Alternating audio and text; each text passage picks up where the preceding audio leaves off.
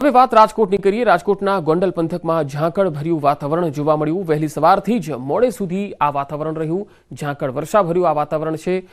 ઝાકળ વર્ષા ભર્યા વાતાવરણને કારણે વાહન ચાલકોને વાહન ચલાવવા મુશ્કેલ બન્યા, કારણ કે વિઝિબિલિટી થોડી ઓછી થઈ ગઈ। ખાસ કરી ધાણા, લસણ, ડુંગળી અને જીરું સહિતના પાકમાં રોગચાળાની દહેશત ખેડૂતો સેવી રહ્યા છે। રાજકોટ જેતપુરમાં ધુમ્મસભર્યું વાતાવરણ રહ્યું। આગાહીને પગલે વાતાવરણમાં ફેરફાર છે। ધુમ્મસભર્યા વાતાવરણથી વાહન ચાલકોને હાલાકી પડી રહી છે। વિઝિબિલિટી ઘટતા વાહન ચાલકોને મુશ્કેલી પડી છે। ઘઉં, ચણા અને જીરુના પાકને વ્યાપક નુકસાન થાય તેવી ભીતિ પણ સેવાઈ રહી છે।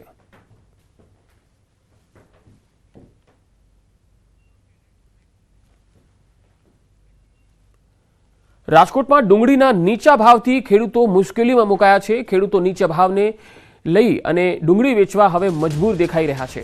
હાલ કિલો ડુંગળીના માત્ર 5 રૂપિયા અને 110 રૂપિયા જેટલા પ્રતિ મણે મળી રહ્યા છે, જ્યારે ઊંચો ભાવ 13 રૂપિયે પ્રતિ કિલો એટલે કે પ્રતિ મણે 260 રૂપિયા જેટલો મળી રહ્યો છે। જેટલા નીચા ભાવે અડધી ચા પણ નથી આવી રહી, એટલા નીચા ભાવે જગતનો તાત પોતાનો મહામૂલો પાક વેચવા મજબૂર બન્યો છે।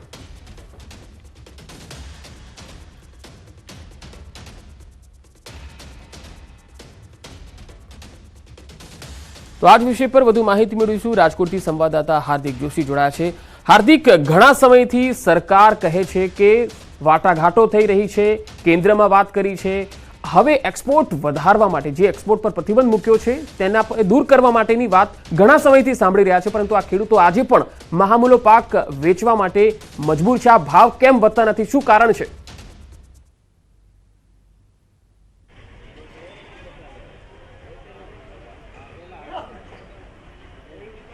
જી હાર્દિક।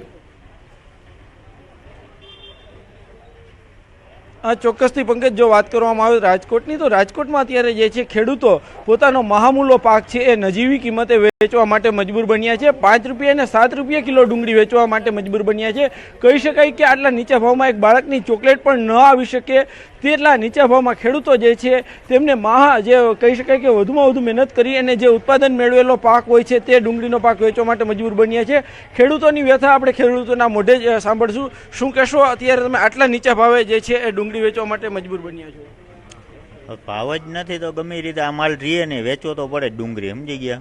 તો અહીંયા લઈ આવી તો અહીંયા 200 રૂપિયા આવે ભાવ, તો આમાં મણના 200 રૂપિયા આવે 20 કિલોના, તો આમાં પૈસા તૂટે બરાબર, ઘરના પૈસા નાખવા પડે મજૂરીમાં ને હંધું કરવામાં। બાકી તમે કેટલું વાવેતર કર્યું હતું, કેટલી નુકસાની આવી? 15 વીઘાનું અમે વાવેતર કર્યું હતું, ડુંગળી વાવી હતી, તો આથી 200 રૂપિયા બીજા વધારે મળ્યા હોત ને તો એ અમારો નફો હતો બરાબર। આ અમારે પૈસા મળ્યા જ નહીં, આમાં ઘરના ગયા। જે 400 રૂપિયા આસપાસ ડુંગળી વેચાણી હોત ને તો ખેડૂતને એ ઉપરનો નફો મળે એમ। ચોક્કસથી હાલ આપણી સાથે અન્ય ખેડૂત છે, આપણે એમની સાથે વાત કરવાનો પ્રયત્ન કરીશું। શું કહેશો, અત્યારે જે ડુંગળી છે 5 રૂપિયા અને 7 રૂપિયા કિલો એટલા નજીવા ભાવે વેચાય છે, બાળકની ચોકલેટ કરતાં પણ સસ્તા ભાવ તમને મળે છે? નહીં, બહુ ખેડૂત હેરાન છે। આવા 200 રૂપિયા, 10 રૂપિયા, 8 રૂપિયા ભાવે જાય અત્યારના। શું બીટવાનો ખર્ચ ગણવો, શું ભાડું ગણવું, શું પીછી ગણવી, શું ખેડૂતની મહેનત? સરકારે આની સામે જોવું જોઈએ અને પગલાં લઈને સબસિડી આપવી જોઈએ। ખાસ કરીને જે છે તમે ડુંગળી ઉત્પાદન કરતી વખતે કેવી મહેનત કરવી પડતી હોય છે? કેટલા વાગે વહેલા? રાત દિવસ મહેનત કરવી પડે, પાણી પાવું પડે અને બહુ હેરાન થાય। અને અહીંયા આશા કરી કે 20-30ની કિલો થશે, પણ આવી રીતે 8-10 રૂપિયા કિલો જાય તો એમાં શું વળે, શું ટ્રાન્સપોર્ટ ખર્ચો ગણવો? આપણે સમજવું જોઈએ સરકારે અને યોગ્ય કાર્યવાહી કરવી જોઈએ। ચોક્કસથી પંકજ, રાજકોટનું જે માર્કેટિંગ યાર્ડ છે, જૂનું માર્કેટિંગ યાર્ડ, અહીંયા મોટા પ્રમાણમાં અત્યારે ડુંગળીની આવક થઈ છે। જ્યાં નજર પડશે ત્યાં ડુંગળીની બોરીઓ જોવા મળશે। ખેડૂતો જે છે દૂર દૂરથી અહીંયા ડુંગળી વેચવા માટે આવતા હોય છે, પરંતુ ક્યાંક ને ક્યાંક વાત કરવામાં આવે તો નજીવા ભાવ મળવાના કારણે ખેડૂતોમાં પણ ક્યાંક અત્યારે ઘોર નિરાશા જોવા મળી રહી છે। જી હાર્દિક, આભાર માહિતી આપવા માટે। તો ડબલ એન્જિનની સરકાર હોવા છતાં 1 મહિના પહેલા ખાતરી અપાઈ હતી, છતાં પણ ખેડૂતો રાતા પાણી રડી રહ્યા છે। આગળ વધુ સમાચાર પર નજર કરીશું, હાલ રોકાઈશું એક બ્રેક માટે।